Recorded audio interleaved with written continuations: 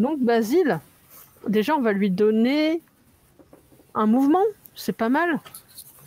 Donc là vous voyez j'ai cliqué sur P, et P c'est pour position. Ok. S c'est pour scale en anglais ou échelle.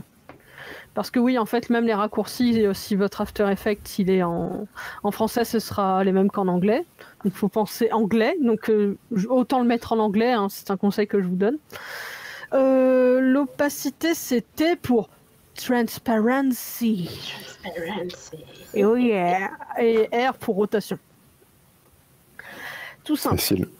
Facile. Donc là, nous, on lui dit, d'accord Basile, à 0 secondes, tu étais à cet endroit-là. On voyait ta tête sortir du cadre. Donc, j'appuie sur mon petit chronomètre pour lui dire, ça, c'est ton point A. Et j'ai envie de lui dire que dans 2 secondes, il sera à l'autre bout de l'écran avec le bout de sa queue qui sort. Son point B. Okay. Il est rapide. Il est très rapide. Et en fait, vous allez voir, hop, il bouge. Parce que je lui ai dit, ton point A à 0 secondes, c'est ça, et ton point B à 2 secondes, c'est ça. Et là, du coup, tu as appuyé sur la touche... Le petit chronomètre à côté de position, ça te permet de créer le point clé. Et j'ai un moustique. Et le point clé, en fait, ça va être... Il est mort. J'ai l'aventure, excusez-moi. Le point clé, en fait, ça va te permettre de lui mettre comme des étapes dans une randonnée, en fait. De lui dire, tu as de ce point-là à ce point-là, de ce point-là à ce point-là, etc. Et de lui donner dans le temps, comme ça, tous les points où il doit se rendre, ou toutes les actions qu'il doit faire à des temps donnés.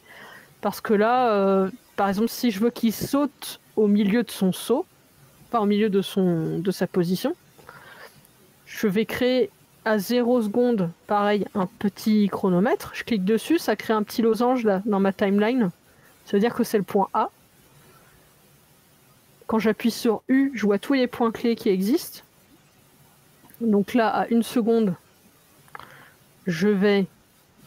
Ah non, il va pas sauter, il va grossir. Hop là, pour aucune raison.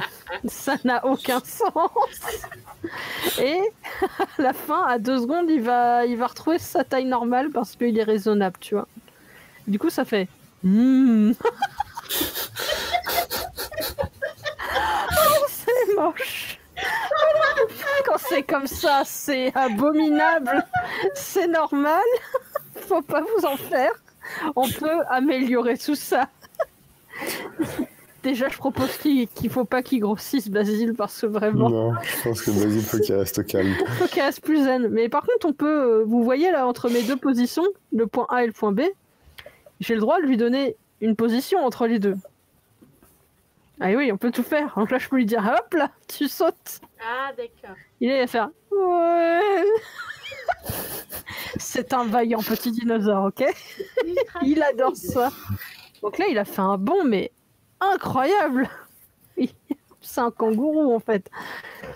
Et en fait, vous pouvez... Alors, si vous voulez pas que le mouvement soit aussi linéaire, là, vous voyez, c'est très... En fait, quand on bouge dans la vraie vie et qu'on garde nos mouvements, on bouge pas comme ça de façon linéaire. Il y a du... comment on appelle ça? Il y a de l'accélération et de la décélération. C'est ça, il y a de l'interpolation. En fait, ça me paraît toujours bizarre de dire ça. C'est que quand tu fais tes mouvements, comme tu as dit, tu vas plus vite et tu vas plus lentement. Tu vois, comme en animation, quand on regarde les personnages bouger, ils ont toujours des trucs très exagérés dans leurs mouvements pour bien découper le mouvement, justement.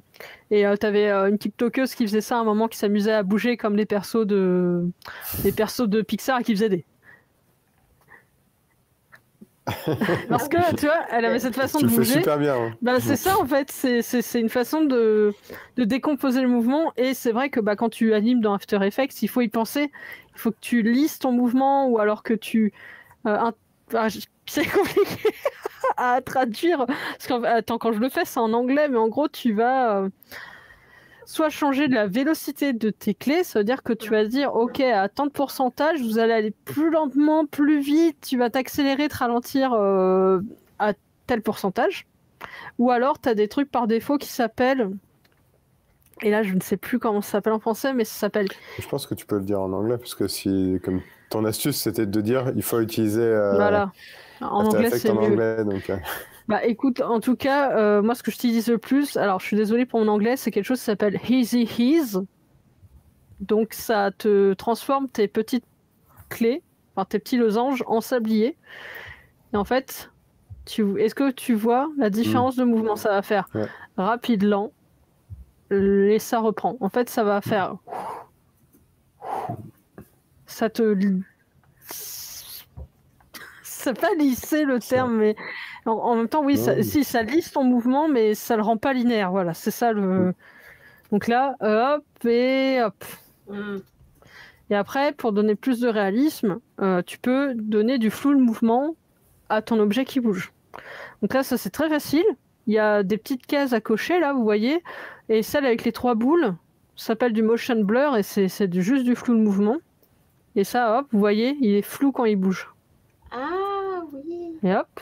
D'accord. Parce que c'est vrai, quand on bouge, on n'est pas net, quoi. Ça fait du flou à chaque fois. Après, il y a des fois, il y a des partis pris de gens, quand ils animent, ils vont pas le mettre parce que, par exemple, quand tu fais de la pub, tu peux faire une arrivée d'un packaging ou d'un texte et tu veux pas que ça soit flou pour que ça soit lisible le plus vite possible ou parce que ça colle pas avec l'animation que tu as faite, du coup, tu peux le retirer, mais souvent, quand tu animes un truc, ça habille un peu, tu vois, c'est pas mal. On aime bien ça. Voilà, Basile saute, Basile est heureux. Mais Basile est encore un peu mou du genou.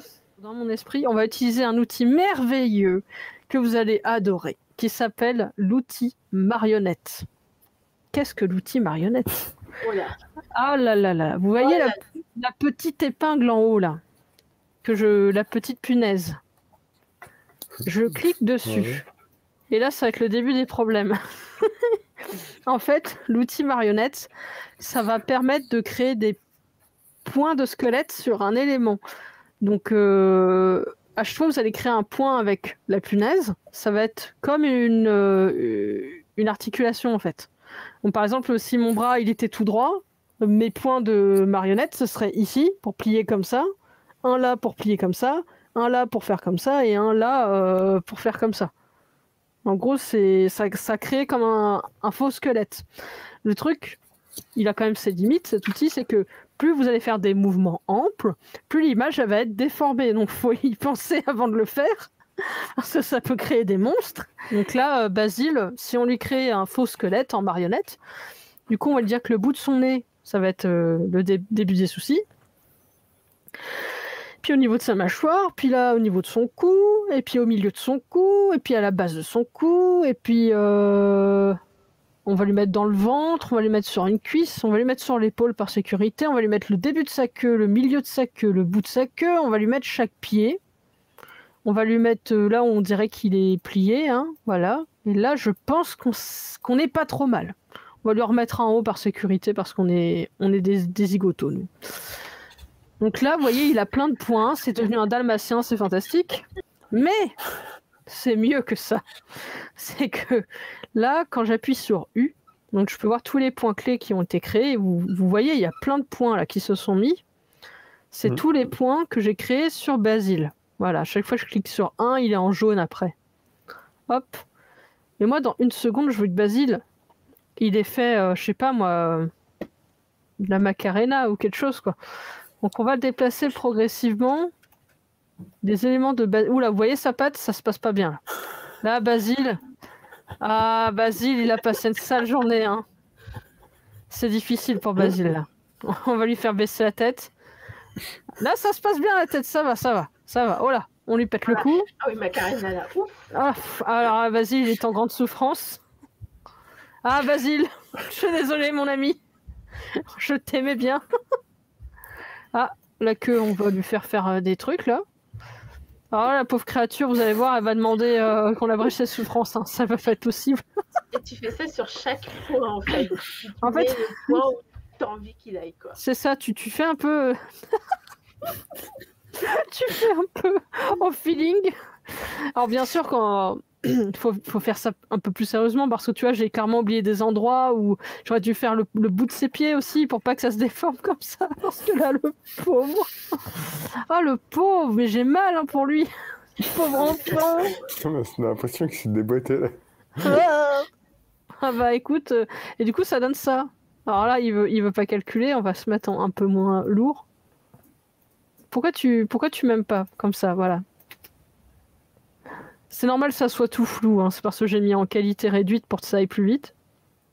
Donc là, il passe un... Il est rabougri. C'est pas le meilleur moment de sa vie. On dirait un pruneau. Ah ouais, mais là, c'est Captain Pruneau, là. Là, ça... Et on peut lui faire violence, hein. Comme ça. Ça peut très mal se passer, on peut en faire... On croit un canard maintenant. Pardon. Le diplodocus qui se transforme en canard. Ta fille, elle va être traumatisée. Faut pas lui montrer ça à ta fille, elle va faire des cauchemars. C'est le croque-mitaine. Oh non. Alors là, il a fait... il a mangé du... Comment ça s'appelle? Du XLS ou je sais pas. Il voulait le summer body, il l'a eu, voilà, t'es content? T'as vu ce que t'as fait, Basile? Comment tu body shame ce pauvre dinosaure? Non mais regarde-le, il s'est affamé, le pauvre enfant. Regarde-le, pauvre petit. Ça va pas, c'est mauvais pour la santé, la Basile. En fait, c'était bizarre parce qu'au début, tu disais oui, grâce à After Effects, je peux animer les trucs et tout, je leur donne vie. Et là, tu le tues, le pauvre machin. Ah ouais, non mais tu peux faire du Syriac après, hein. Ça donne des trucs cauchemardesques. Hein. Ah bah on y est là. Hein. C'est horrible. Mais en vrai, tu peux vraiment animer des trucs. Là j'ai fait n'importe quoi, le pauvre Basile, il est torturé. Mais tu peux animer beaucoup mieux que ça en faisant des trucs plus sérieux. Attends, on peut quand même lui faire honneur et essayer de lui faire honneur à Basile parce que là, je vous ai montré les limites du truc, mais vraiment, j'ai mal pour lui. On va juste lui faire bouger la tête, par exemple, un peu en rythme, tu le fais headbanger, un truc comme ça. C'est ça, je vais lui bouger un tout petit peu la tête, un petit peu la queue, histoire de dire. Tu le fais frétiller. Et là, hop. Et c'est là où en fait tu peux appliquer une boucle pour que, avec un genre truc boomerang pour pouvoir faire des allers-retours. Exactement. Alors pour ça, il faut que je duplique mes points clés comme ça. Comme ça, ils ont tous le même nombre de points clés. Après, je vais vous montrer comment on crée une expression. Et ce sera une expression de boucle. Alors, je duplique tout ça. Il y en a plein. Du coup, ça prend un peu de temps. Pop, pop, pop, pop, pop. Et là, tu fais comment? Tu sélectionnes tous les trucs à part? Parce que du coup, on voit pas tes clics, on voit pas ce que tu fais avec ton clavier. Ah, pardon. Alors en fait, à chaque fois que je clique sur une clé, je fais copier, donc CTRL-C, et CTRL-V à l'endroit où il y a les autres clés, en fait, pour qu'elles soient toutes au même endroit. CTRL-C, CTRL-V, et là, je clique dessus, CTRL-C, CTRL-V.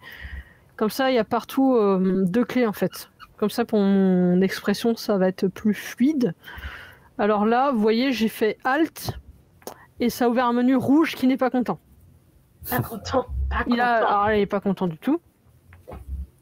En gros, ça vous ouvre comme un menu de développeur dans After Effects, même si c'est beaucoup moins impressionnant que ça, hein, faut pas vous inquiéter. Et c'est là-dedans qu'on rentre des expressions. Je sais qu'il en existe des tas, mais moi je me sers essentiellement de deux. C'est celle qui sert pour boucler une action et celle qui fait faire des mouvements un peu aléatoires. Donc là, on va boucler l'action. Une expression, c'est une suite de commandes en fait déjà toutes faites pour que tu n'aies pas à le faire toi-même, c'est ça? Exactement. Alors maintenant, ce qui est bien, c'est que tu vois, After Effects, il va t'en proposer par défaut avec les lettres que tu proposes dès le départ. Mais alors, pour être franche, je pense que 90%, je sais même pas ce que ça fait. Hein.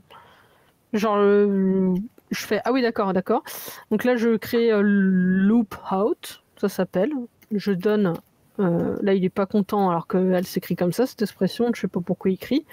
Et alors là, il faut compter ton nombre de clés en commençant par 0. Donc en fait, nous, on a 2 clés, mais il faut compter 0, 1.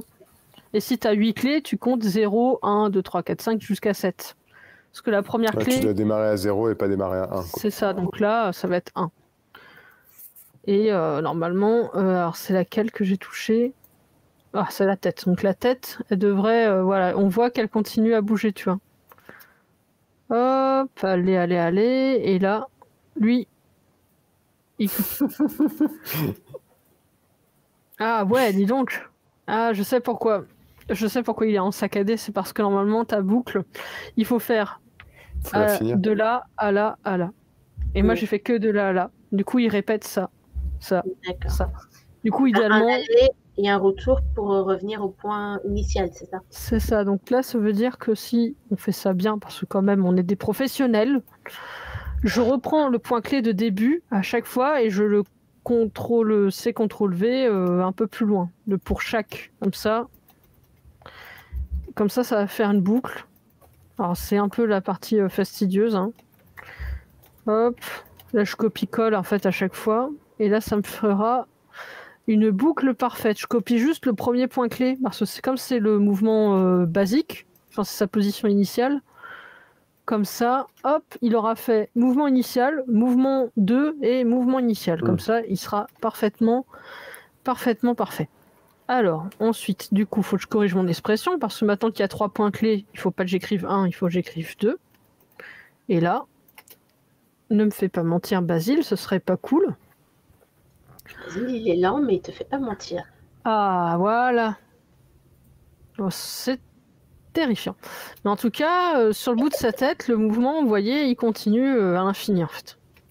Et là, je vais répéter cette expression partout, comme ça, il pourra bouger pour toujours. Jusqu'à la fin des temps. C'est ça. Et donc là, en fait, tu cliques sur ton élément, tu fais Alt et après tu fais CTRL-V, c'est ça? C'est ça. En fait, le chronomètre, il faut appuyer sur Alt, cliquer sur le chronomètre et là, ça ouvre le menu des expressions. Et là, vous dupliquez votre expression que vous avez faite la première fois. Vous ne prenez pas la tête à réécrire à chaque fois. Hein. C'est la même chose, du coup, faut pas vous casser le crâne. Hop. Donc c'est fastidieux, mais rapide et facile. Et on va bientôt y arriver, parce qu'il y a beaucoup trop de points, là, c'est n'importe quoi. Hop. Allez, mon petit Basile. Hop. Voilà. À Basilou, là. Hop là. Hop. Bah alors, qu'est-ce que tu m'as fait là? On y est presque. Vraiment presque. Je vérifie que tout est bon. Ça me semble très correct. Et là, normalement, il devrait bouger son Moomba pour toujours. C'est tout ce que je lui souhaite à ce bon gars. Voilà. Ah, il a le swag là, voilà. Donc, juste une petite musique derrière. Ouais. Ah ouais, là, il est parfait. En plus, ce que tu peux faire aussi, c'est que tu peux accélérer son mouvement en rapprochant les points clés ou le ralentir en éloignant les points clés entre eux. Donc ça, par exemple, si je veux accélérer le mouvement des points clés, alors je pense que je peux les faire avec tous en même temps. Là, je sélectionne tout. Tu restes appuyé sur Alt, tu cliques sur ta dernière clé, et là, en fait, tu vois, elle se rapproche ou elle s'éloigne. Plus elles sont proches, plus ça va aller vite, et plus elles sont loin, et plus ça va aller lentement. Parce que dans le temps, tu vois, ça veut dire que ton mouvement, sur le temps, il s'étale ou il se raccourcit. Donc là, c'est la durée entre chaque mouvement. C'est ça. Donc là, il va être un peu Ah, il est bien comme ça. Ah, il est trop bien. Oh non. Ah non, mais Basile, t'es incroyable. Donc Basile, c'est Denver le dernier dinosaure en même temps. Donc il lui faut une guitare. On va lui mettre une guitare. Et alors, mon petit doigt, il m'a dit que des fois, il y a des petits outils, on va dire, plus ou moins gratuits, qui peuvent t'aider à faire des choses un peu plus rapidement, si tu n'as pas envie de te faire yesh avec les points et tout. Et tout à fait, je vais dès maintenant me servir de cet outil. Avec une guitare? Oui, avec une guitare que j'ai importée. Oh, regardez, elle est belle. Ah, elle est belle. Elle est belle. Donc, je vais juste me mettre... je vais juste la glisser là sur Basile. Pendant je l'anime pas, hein. Juste je la cale gentiment, on va lui mettre là. Voilà. Bon, la guitare, là, il n'y a rien qui se passe, c'est pas passionnant, mais on va rendre ça beaucoup plus sympa. Là, je vais vous montrer mon menu secret. Parce que là, ce que je vous montre, c'est After Effects par défaut. Mais moi, mon After Effects, attention les yeux. Je vais dans mon espace de travail, ça charge, et là... Oh, yeah. Il y a des nouvelles choses. Il y a des nouvelles choses qui se sont glissées sous vos yeux. Donc, les deux outils que je vous recommande très fortement pour gagner du temps et qui sont gratuits, et ça marche sur Mac et PC. Le premier, c'est Animation Composer.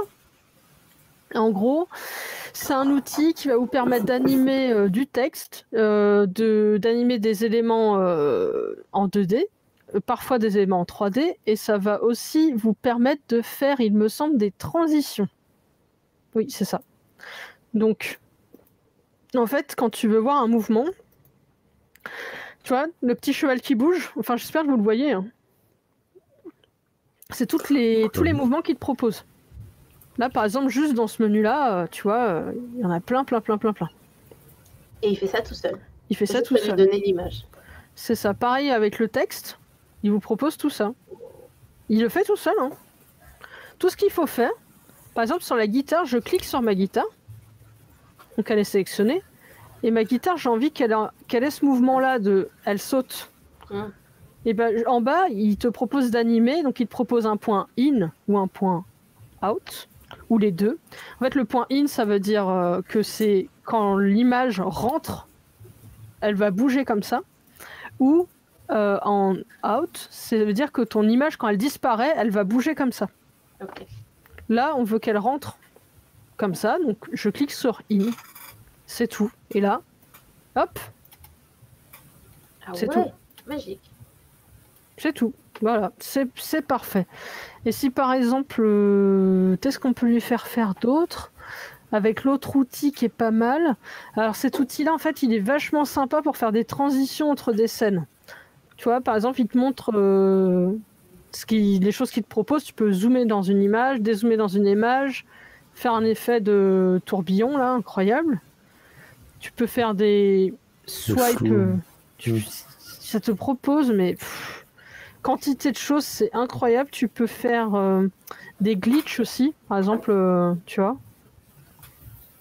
Tu peux faire glitcher la guitare ou c'est forcément entre des scènes? Ça va être entre des scènes surtout, parce que là je peux le tenter, mais je pense qu'il va l'appliquer sur tout le monde. Ouais, ça. Vas-y, il est glitché. Oh. Donc, hop. Ouais, ça peut faire la scène d'intro, quoi. L'image d'intro pour faire arriver Basile et la guitare, ça peut être... ça peut fonctionner. Avoir un petit glitch au début. Je déplace juste la guitare, ça sera mieux. Petit effet de distorsion du son, ça fait un petit glitch en même temps. Ah, mais grave. Mais en vrai, ça, pour juste un peu habiller, je sais pas, vos vidéos YouTube, mais ça peut vous faire gagner du temps. C'est magique, quoi. Et tout ça, c'est gratuit. Vous allez sur le site, vous faites installer, vous suivez... l'installateur, là, il y a un tuto YouTube et en 2 minutes, vous l'avez. Après, il faut garder en tête que trop d'effets tue l'effet aussi. Donc, faut pas trop en mettre. Faut quand même jauger un peu ce qu'on fait. En fait, faut jamais utiliser un effet s'il n'a pas, comment on dit, une justification, en fait. Si ça n'a pas de sens, en fait, faut pas l'utiliser. Sinon, ça fait vraiment cache-misère. Après... je sais pas si c'est bien ou quoi ce que je veux dire. J'ai l'impression que sur YouTube, les gens sont pas non plus spécialement exigeants sur ça. Donc ils vont pas vous attraper les oreilles en vous disant il y a trop d'effets ou quoi. Mais c'est pour vous, pour gagner en qualité, surtout garder en tête que trop d'effets, tu les fais.